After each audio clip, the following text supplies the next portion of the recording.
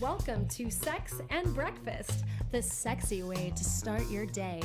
Dishing out sexpert advice and spicy insights about sex, love, and everything in between. Hosted by sex coaches and therapists from around the globe. Hello, I'm Dian, your sex coach therapist and your sous chef for the day. So, hey mamas or mamas to be, today we are slow cooking a chat on motherhood, intimacy, and tips that can help you reclaim you. So, this is the question that I often get asked in my sessions with clients. Is it really possible to feel excited about sex again after babies? Yes, so this is a very popular question that I often get asked.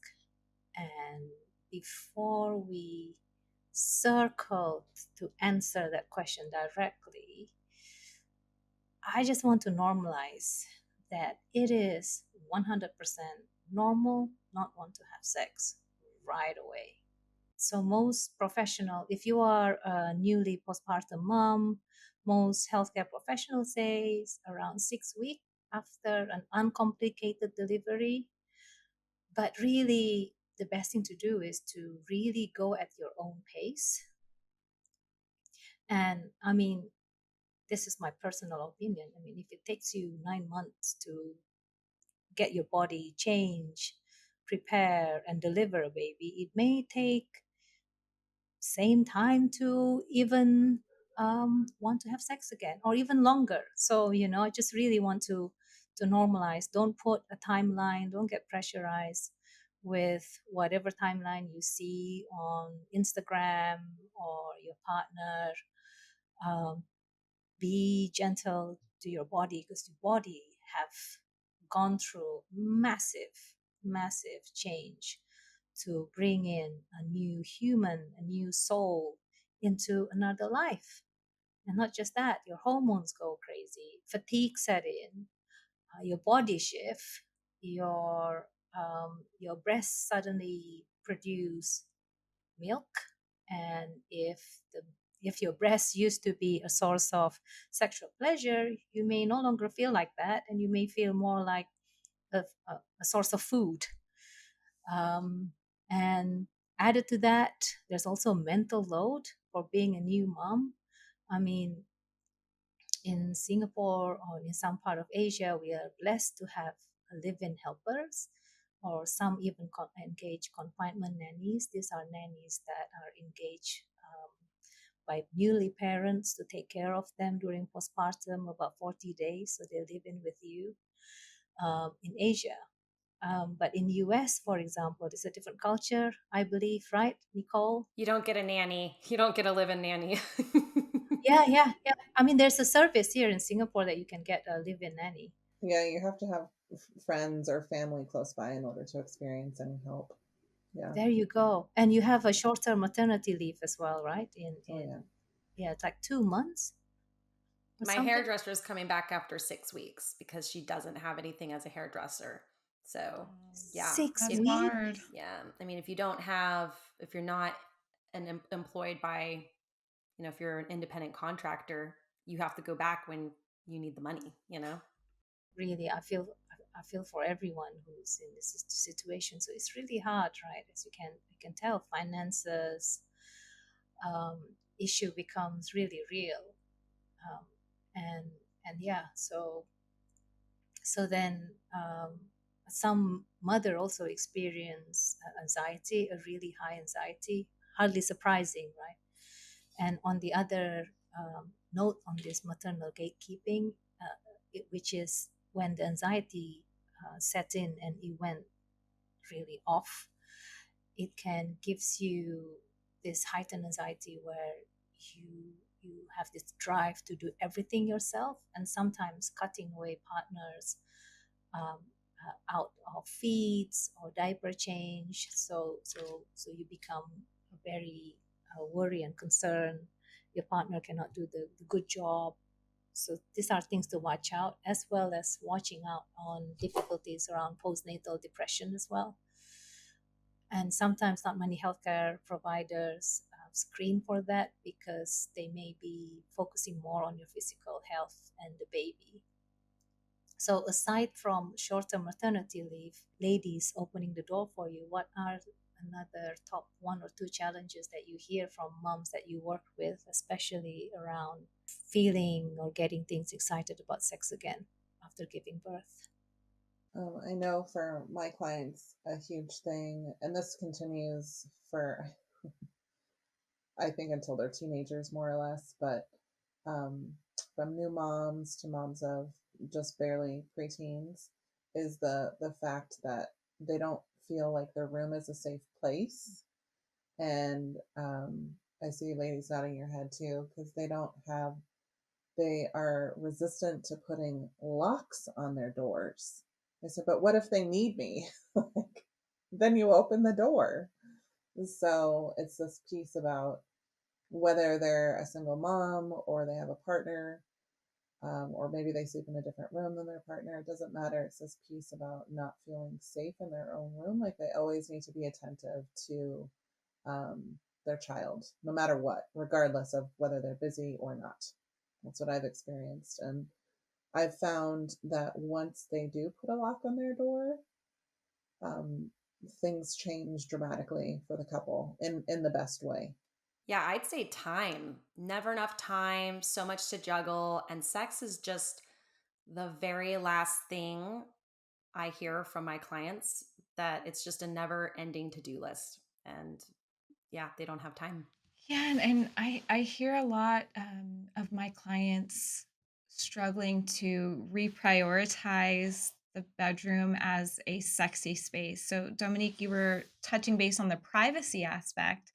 I think that's definitely half of it, but also when you're so tired and you're feeling so busy and overwhelmed, and then the bedroom becomes this landing pad for laundry, or the bathroom isn't taken care of anymore. So we just have to actually give them permission and not feel guilty about prioritizing the lighting and the cleanliness of the space, even if it's just draping something over a lamp, fire safety included, but just making the space feel sensual and sexy again and not feeling guilty about it, because that's how you can I want to add, reprioritize. oh, sorry. I want to add to that, Norlin, that I recommend to my clients to reframe in the sense that recognizing that the bedroom is for sleep and sex only. Yes. Oh wow, that's really, I think you both cover all the similar stuff. It's interesting how even though we are coming from across the pond, we all share similar thing, same with slightly differences, and the biggest message is really, can we reshift the priority to you? And that's going to be the biggest challenge. So I guess this is a good time to revisit, and some of you already gave some really good suggestion. So can you get that spark back in the bedroom? And I think absolutely we can. It will take a lot of time, and you have to be patient and kind to yourself. From my end, uh, partner are very important here. Partner or friends or family that can help you with some chores. I mean, I tell all the partner, don't forget the chore play, e.g., take the initiative to clean the dishes, um, put the kid to the bed, and be more proactive in the feeding. Lighten mental load can play a really important part in getting you to prioritize you again. I just want to highlight, I think we did an episode on Emily Nagoski book, which is called Come As You Are. And she really talked about create a context that allowing sex to happen. So we earlier we mentioned about creating more privacy in the bedroom, and creating more space for you. And chore play is one of it. Yes. How about the rest? Any other insights? I know that this goes back to what we were talking about earlier. Just the anxiety, the pure anxiety about when and where to have sex because of all the things that you have to do, on top of quote unquote getting in the mood, which for most women takes at least 25, 45 minutes right before they have intercourse, is a huge piece. I found that people are that with people that are struggling because they're waiting till the end of the night when they put their kids to bed to have sex. And at that point, they're just absolutely exhausted. And so, always trying to recommend scheduling sex when you have the energy. And I know sometimes scheduling sounds like not very sexy, but if you reframe and think about it, when you were dating and you know you were scheduling sex, you didn't call it scheduling sex, but you were like, your partner would call and say like, hey, I want to take you to this or that. You'd get all dressed up and you like knew it was happening, you knew it was coming after this date or after that. And so, when you think about um scheduling, you're preparing yourself for that time and you're not waiting for you're not scheduling it during a time that you're going to be exhausted. You're scheduling it for a time when you have energy instead of waiting till the end of the night. So I love talking with my clients about the 5 dimensions of touch, and I ask them to take a quick audit.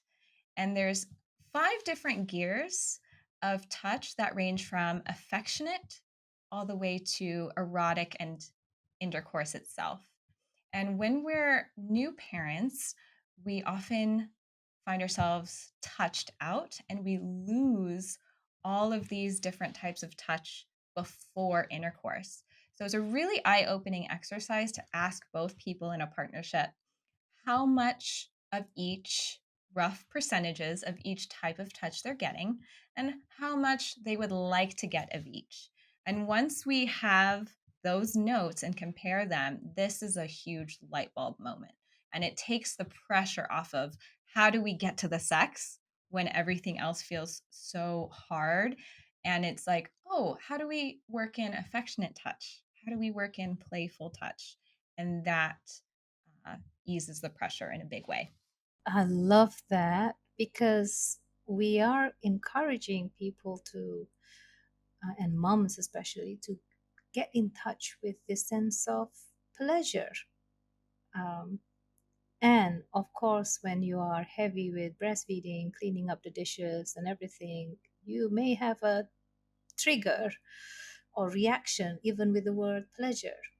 So sometimes I encourage mom, okay, if the word pleasure itself or the idea to get to pleasure feels heavy, can we reframe it and look for feeling of bliss or delight or enjoyment?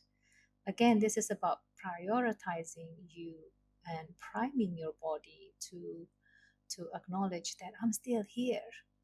So this can look like engaging into little tiny delights, like when you have your first cup of tea in the morning, delight in basking in the smell of the tea, and when you shower in the morning, um, and just enjoy that the sensation of hot shower in your skin, or even as you wash your hand,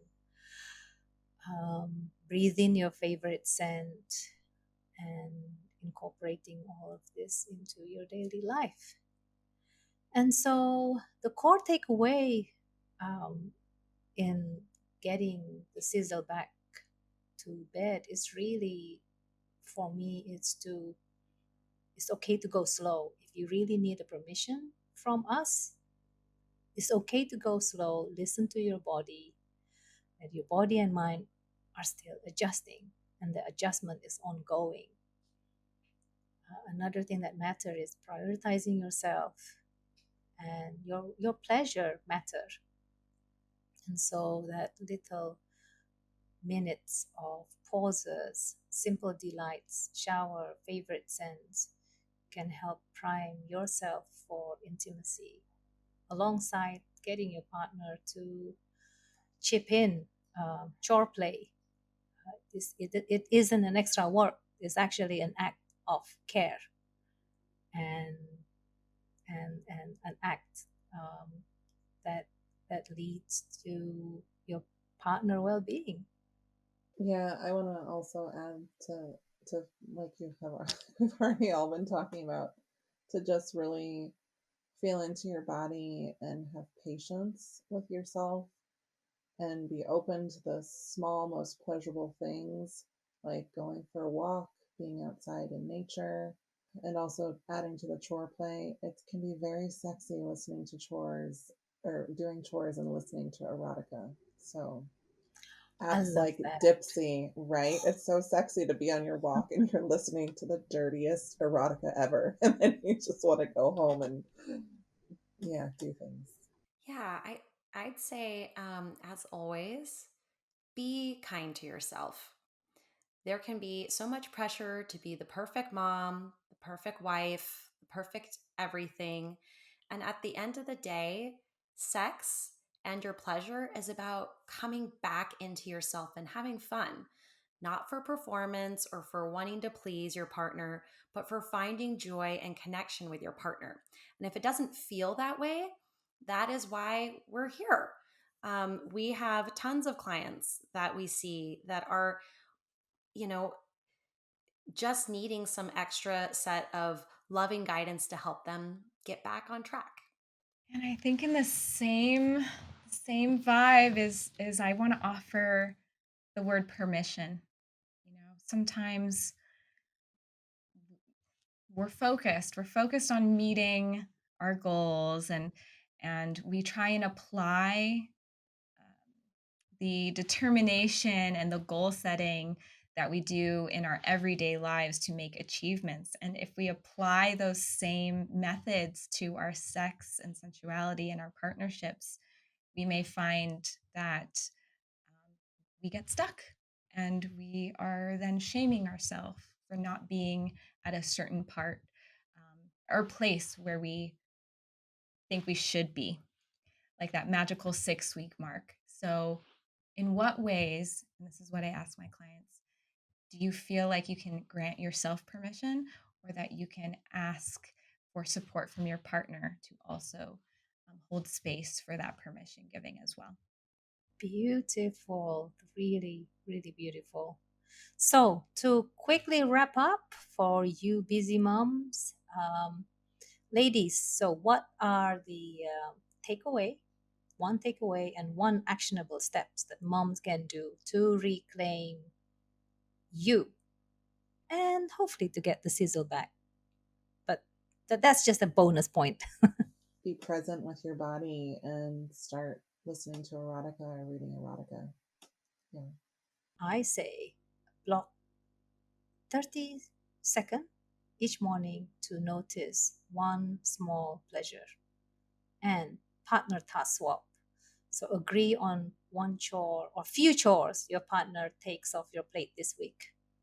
Lighting is everything. So even when you feel like that bedroom of yours is overwhelmingly cluttered, take a look at lighting and see if you can just switch out one of those light bulbs for an LED light that changes color, and start small. Start in these small ways to bringing back the sensuality to your sacred space, aka your bedroom. Environment, yes. I would say question the idea that you don't have time, because I guarantee you, after you have sex, you and your partner are way more dialed in and will get way more done than you did before. So just test it. I love that. Yes, test it. Again, I think we did an episode on Emily Nagoski around responsive and spontaneous desire. So do check that out. So to wrap things up, don't forget kindness, pleasure practice, partner support, prioritizing your intimacy, your pleasure. It's really important. That's all for now. And remember, moms, be kind, be gentle to yourself, and having pleasure is the measure. Stay tuned for our next episode. Until then, send us some love by sharing, hitting subscribe, and leave a review. It really helps us connect to more incredible people like you. If you want to learn more about sex coaching or therapy, you can find us at sexandbreakfastpodcast.com, and be sure to follow us on Instagram at sexandbreakfastpodcast. The people helping us cook this all up are Michael Merle, creating our tasty tunes, dishing out our audio and video is Max Rainier, and our delectable visual designs by Brie Vilaubi.